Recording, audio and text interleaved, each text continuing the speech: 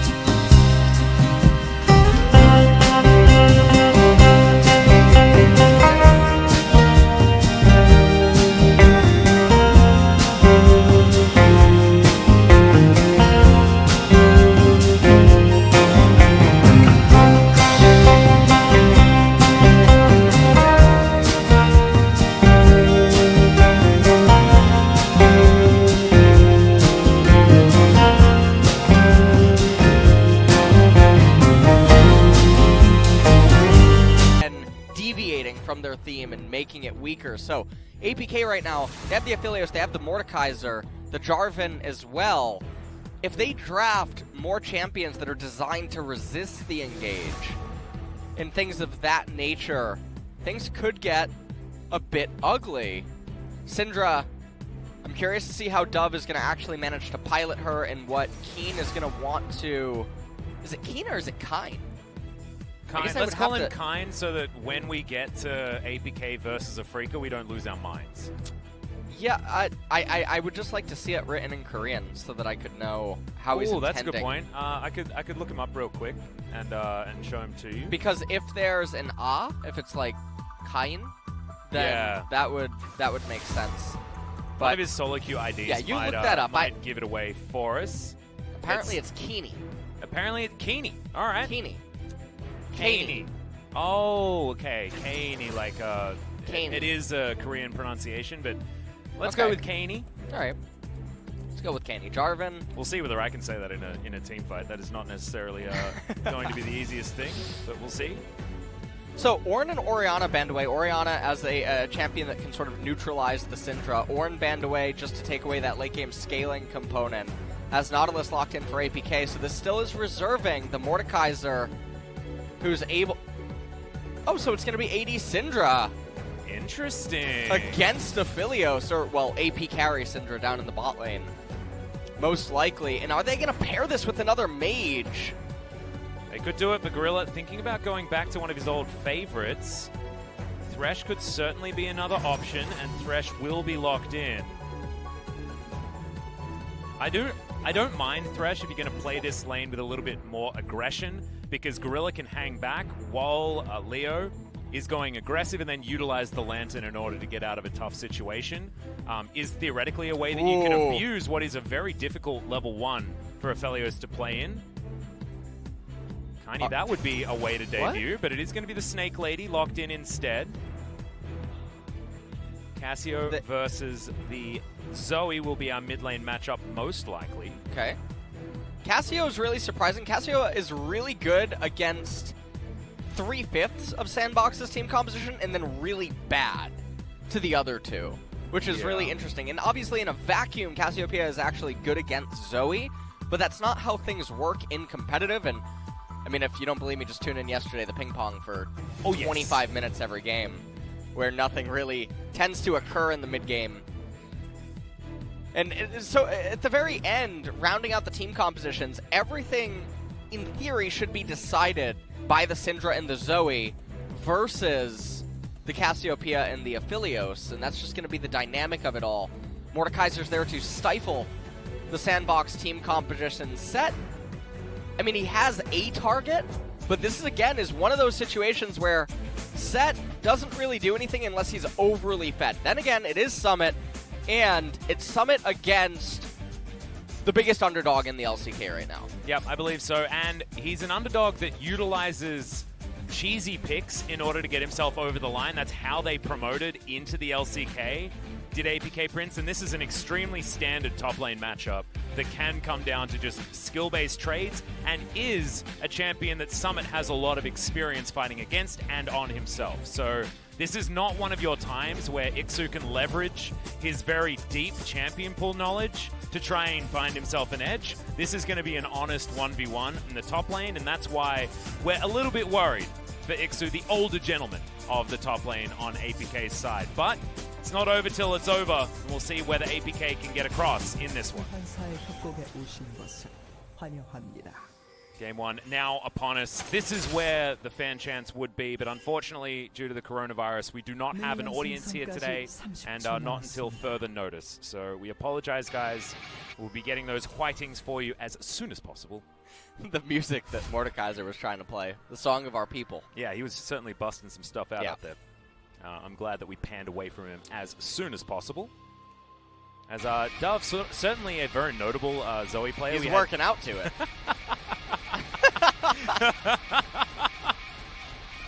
This is what the top lane matchup has come down to now. Set undoubtedly has the best bad manner in the entire game. It's pretty good. It really is, yeah. Oh, damn. He is really getting a workout on. All right, well, we'll see how Ixu's going to do. Looking around the rest of the map, I think, you know, your point about mono red is going to be gigantic here for SANDBOX. If they can't get some stuff done around the mid game where Zoe is so strong and where Leo can look for picks alongside Gorilla, it could be a rough time. And let's see what OnFleek can do. Of course, OnFleek, one of our more proactive junglers in the early game, and might actually be necessary here with the Rek'Sai, and he's of course taken the Hail of Blades. And certainly showing us that he wants to make some moves in the earlier game. And using that sweeper means that they have to respect the Jarvan, but it also doesn't really matter because Hybrid and Secret pushing in the lane. Dub able to get level 2 first. He's shoving in Keeney here in the mid lane as Jarvan goes for the red into blue buff immediately. So we'll see if something ends up happening here, or if he's just going to actually go into a third camp immediately, as Summit definitely getting the better end of these trades. This is also level 1. I thought it might be Flawless going for a level 2 getting top lane, trying to bait Summit in. Which was really surprising. That's not a very standard set level 1 skill point Yeah, the face smasher. An odd one. Normally it is going to be Haymaker picked up, level 1, so you can have some sort of range harass, but Iksu, I mean, he does have the Obliterate, so it does have a slight range advantage if you don't take the W on set. See how Gorilla and Leo do down here towards the bottom side is generally a lane where Syndra can find some power, and especially the follow-up for ganks is going to be really, really strong. I swear so much of this game is going to hinge around what OnFleek can actually achieve on this Rek'Sai. Summit just punches Iksu. Thankfully, isn't going to be within turret range as everything goes wrong for him there. So far, top lane is looking like it's going to be a stalemate, but Summit has the option now to start pulling the next few waves, or at least have this one reset. Cleared that one out actually extremely fast, so just keeping him underneath the turret. Rek'Sai maybe going to be able to path up, but Dove might be in, well, I mean, he's not going to be in too much danger. Yeah, Flash has to be used though, respecting Flawless's ability to flash after the EQ, or during the EQ, as is the best way to get that one done, but that's flash down in the mid lane and heal down as well. And it's really strange that Zoe was playing right pocket lane when Rek'Sai was on the left-hand side. So, definitely not super ideal lane play, but now OnFleek waiting in the distance, maybe trying to get something here. But this is a really awkward gank timing. It would require Keeney to go for a trade, but Keeney doesn't have the mana pool to both trade and then look to ideally CS. And without having teleport available, it's a pretty unlikely thing to do. So OnFleek looking to gamble. Yeah, well, very hard there. He's able to steal away a Raptor camp. Might be able to head top lane to now put pressure on Iksu. And we thought Summit wouldn't require any help, but he's getting some anyway as Dove's got a proto belt that he can throw towards this Mordekaiser. It's a really rough time now. He should be going down. It is a really nice dive, and Summit gets all of that grit in order to tank an extra turret shot as well. So first blood going down, and it's in favor of the Set lane as well. The big question for me right now is, what is Set going to build? Don't let me see the Kindle Gem. Oh, this is Summit. We can trust him. We can trust him. He's got a longsword. He might even be going for the other build where you have a Tiamat very early. I think he would have picked up a Rejuve bead. That's true. If that was actually going to just be the case, because he could then just rely on the Rejuve bead, Doron Shield, and Set passive to sustain against Mordekaiser. So we just see how this is set up. I mean, Summit is endlessly pushing and actually casts the W there a little too early, takes an extra turret shot, but doesn't really matter, not the end of the world. He also gets the boots, which really helps Set convert into damage by using mobility essentially as damage, staying on the target for additional auto attacks rather than just doing shorter combos against the Mordekaiser. Also good against Mordekaiser just in general because Mord likes you to be in position. There's the flash in though. Immediately OnFleek is here for the follow-up. Flawless in trouble. The Hail of Blades, Rek'Sai doing work in this early game. We said he needed to, and damn, he's delivered. Flawless just trying to do a little too much this game, falling behind quite a bit in tempo. He's also down 3 camps. And now he's going to lose left-hand side Scuttle Crab, which is going to put Rek'Sai in close proximity to top lane yet again. That looks like it's coming into Summit. And Summit, this is the wave, I believe, that he gets level 6. It is. So he's going to have the Superplex available. Yeah, Superplex is going to be utilized there as well as the Death's Grasp working in favor of the Set. That Obliterate didn't work. Death Realm has been activated, but OnFleek is going to be there as soon as it dissipates. Look at the amount of grit that Summit has. I think this would have been a 1v1, but OnFleek's going to be there to help. And Summit says, why did you KS me, bro? I had that. And so that was pretty interesting. Used the Mordekaiser E against himself to get the suplex without needing flash or anything to pull him further down the lane. But Iksu not having flash anyway, like you said, I think it was going to be a 1v1 regardless. And this Set lane is really just getting out of control. Now, the question for me is how, again, is Summit going to itemize? He only has the longsword, so he has options to go into Hex Drinker, or he has options to go into Phage, or he can get tier 2 boots and hold on to just the longsword. There's a lot of different ways to play this out, and I think, given the edge that he has right now, okay, well, just he purchased an item. He did get a Phage. Yep. I was actually looking for the secondary as well, which would give away exactly what that build is going to be, as Hybrid somehow avoids that one. Secret not so lucky.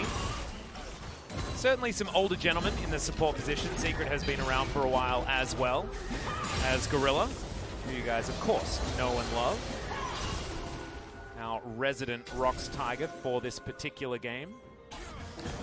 Yesterday we had Kuro, thankfully, so we've been not without them. This is going to be that replay of OnFleek being in the right place at the right time. Yeah, so this is exactly what you just described it as. If it wasn't for that, then it would have been over. 볼게. Provial Summit. 사운드 버틸 수 있어. 와줘. 버틸 수 있어. And he keeps saying that you can come. 잡았어. We got it. Yeah, you noticed that Summit was spamming pings in between all of his movements there, so that OnFleek knew exactly where he was. Is now Flawless. Is going to make a journey towards the top side. Summit very low on health here. Zixu's still looking for him. Yeah, can he actually get it? Use it to get out. And they're going to ping him back. Man, with Dove moving on up, that could have been the problem. There's the flash forward. The Petrifying Gaze not going to be utilized as OnFleek goes invisible and takes down the Snake. That was extraordinary timing on that one. So even though he would be able to, I believe, dog down the Cassiopeia anyway, using it at the moment that he did is still nice to see, even if it is going to be a death nonetheless. Yep. How Summit didn't actually draw any aggro during that gank attempt from Flawless as well is real dangerous.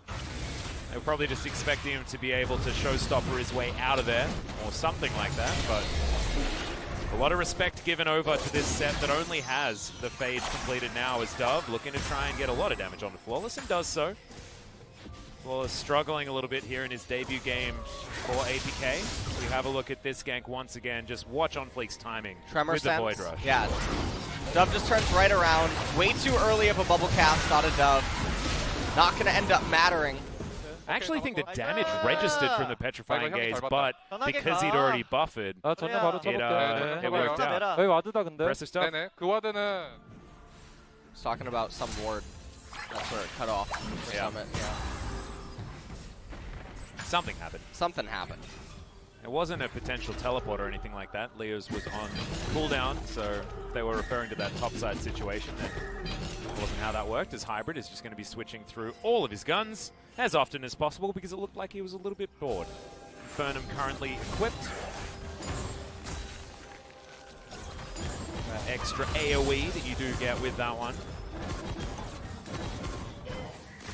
And right now, I mean, there's not a lot of action down in bottom lane. This is a byproduct of who the support champions are. So this is why I was initially saying, can we get a mage down in bot to pair with the Syndra? But yeah, it could have been a lot of control. We're just going to have this this matchup where we're playing ping pong, as the cameraman is staying on it for a little bit. But Rek'Sai is here, so can Gorilla land a play and a hook? Oof. Shows both targets there, and to do that, it's more difficult to land anything. Leo sneaking that little orb on top of Hybrid. But so far, SANDBOX have exactly the level of control that they want at 11 minutes into this game. And I have taken the Rift Herald already as well. So just waiting for where OnFleek is going to put that one. 3 members of APK here on the bottom side. As Flawless sneaks into the brush. I think that minion positioning could have actually given away his position there, given the fact that SANDBOX knew where APK were. So might be something that they were able to coordinate. Wasn't the pings, but a lot of pings towards the mid lane here as Keeney gonna have to defend as Shelly pops out and will just smash down this turret. OnFleek wanting to get even more out of this. Summit here as well. That's the full man roam as Keeney had to pick one of the targets. Didn't have very many good ones. That's the Haymaker. OnFleek securing the kill in the end, but will be going down. Ixu in trouble, had teleported into this one, down to 100 health, but now Dove and Summit are looking for him. A fight on multiple fronts, that's a big punch from Summit to take down the Mortar. Now Flawless is going to go as well. The suplex with no one in his hands, but still able to lock down that kill. Goes Golden, does Gorilla, and now Hybrid's in trouble. Not exactly a tank, are you, my dude, but able to get one at the end. Summit's here with all the damage. And good night, Sweet Prince. That's an extra one given to Dove by Summit. What a good top laner. Yeah, well, that is going to be the end of the game, Atlas. That is, I think that was the last team fight, and we are done. The end of it. Rek'Sai comes in, Petrifying Gaze. Summit eventually getting on to Keeney, used the Haymaker, didn't get the true damage, didn't matter. Actually turned around a little bit late onto Flawless. Didn't seem like he realized how hard Dove wanted to go. The flash with the W animation, that is something you can do on set. Yeah, In case W you didn't flag, know. beautiful stuff. Superplex just for, you know, the acrobatics. He's just trying to show off, that's all.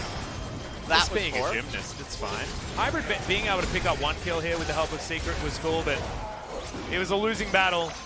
That bubble was very nice from Dove, demonstrating his plethora of Zoe skills. And yeah, now I guess we just watch SANDBOX try their very best to very cleanly close out this game. We've got an Ocean Drake that they're able to take, and already On Fleek is on that one. We'll see which kind of Rift we're going to get afterwards. They would like an Infernal Rift because it means it clears up some of the terrain for them to get more easily towards the Nexus. Oh no. I'm gonna need a moment. It is still, I know that you hate it, but it is still a 63% win rate build, solo queue. If you go Sterix and something else. I'm gonna be fine. Well, It's alright. As long as that, as long as you still pass the temperature check on our way in, okay? Don't want you getting a fever from any of this, because you won't be able to go out and get yourself a coffee. That's alright. And it is going to be the Infernal Soul that would end up coming up for SANDBOX. Yeah, exactly what we were talking about is Dove. Super Soakers Kaney. Summit comes down and oh no, that was a whiff on that one completely. Flash utilized here, but now the set having to deal with a few members of APK. That's a big haymaker, and thankfully the grit was built up by Summit to get that shield to help him out. 2-0-4 now on this set. Pretty gigantic CS margin as well. 20 in the lead over Ixu, who's the 0-3, going for the killing spree of deaths. Is not what you want to see. This tower not long for the world. Bottom lane. And I like this. I like that you were talking about the mono-red aspects of SANDBOX. Yes. This is a team that plays mono-red really well, actually. Yeah. If it doesn't work, they look a little bit silly, but when it does, they have a lot of practice really bringing it home. And I think it has a lot to do with OnFleek and his ability to play proactively in the early game and not necessarily being one of those facilitary junglers and can look a little bit lost in late games of more close matches. Yeah, and so, I mean, when you get ahead with these type of team compositions, they can feel really oppressive. And fortunately, they have these artillery mages in the Syndra and the Zoe who, even though they have controlling aspects, and if you ever heard me talk about colors, I would also dub them as blue as well. They have the aggressive aspects of themselves that are going to be there to augment the composition to still be able to keep pushing on, even when there's no turrets or no objectives up. Yeah. I also like Zoe in a composition like this when you've got a mage in the bottom lane, because she helps your siege so much. Not necessarily because she has extra damage to kill the turret, but because it's really hard to walk up against a Zoe because their poke on the turret is so incredibly strong. And you pair that with a Scatter the Weak as well, and you can siege for days. Shelly's going to pop out. We do have the rest of APK coming around, but I don't think they're going to be here in time as the bubble is going to activate. Kaney did have the cleanse, had to use it, but used it very late, and the tower is going to go down. Good play there on the Secret. Not exactly the target that they want, but they're still doing so much damage. Haymaker, huge there on the backline as Ixu can't get in. Now looking to put someone in the Death Realm, has held onto it so far, but Hybrid's already dead. That's so much of the damage just removed as finally the Death Realm comes in. It's Gorilla that's chilling there, but this is Thresh, the man who was born in the Death Realm. He's still going to go down, but it's a 1-for-1 in that particular instance, and APK, the rest of them running for the hills. That was the biggest callback to the Dark Knight, or Batman. No, we're not talking about this. What? We're not talking about... You going to talk about Echo again? What? No! Okay, thank goodness. So I got very frightened. If you guys were watching yesterday, you'll understand why. If you don't understand, it's totally fine. I would never do that to you again. You did it like 4 times. I would never do that. Now, let me talk about the thing about the Death Realm that I really wanted to talk about. Okay, tell me. Do you think Thresh just felt at home? I think so. I feel like Gorilla was like, I'm happy being here. That's why he died, because he was getting complacent. All right. He like needed to go and see his mom or something like that. I don't know. The really important thing here. Yeah. This team fight is just overly chaotic. I feel like APK, they don't realize that they're fighting down core items. And so it's not really it's not a very good look right now. When you're down base levels, you're down core item completions. It's a lot better to fight. Well, He was actually so close to surviving that. He just got out of the death realm, and they unfortunately just couldn't line up the stun in time. What did he say? I think he just said the B word. Which one? Bread? No, I can't. We can't say it on broadcast. Oh, bacon? No, it's a berry swear word. Oh, bottom. Yeah. It derives from female dog. Oh, really? I think so. I might not have actually caught the word that came before it, but bark. Nope. That's what dogs go. That's the B version. That's fine. It's not woof. Yeah, that's the other one. Hybrid actually just couldn't do anything in that fight. He got soloed out by OnFleek. Certainly impressive to see SANDBOX playing on the same page, but on multiple fronts. And that is the kind of goal graph that every coach looks at and they're like, my team's good. My team's real good. Stonks. Yeah, right. And you can see those little upticks of successful team fights, successful objectives, everything that SANDBOX has done. Everywhere OnFleek has gone, it's just been success. Also, this is so strange. Cassiopeia's itemization this game is definitely leaving much to be desired, but... Well, I mean, Cassiopeia just wants some itemization, but right now it doesn't really have many options. There's not a lot of money. Why does Leo and Dove, why does it really look like they're both about to get a Morella Nomicon? Well, I mean, Dove just did.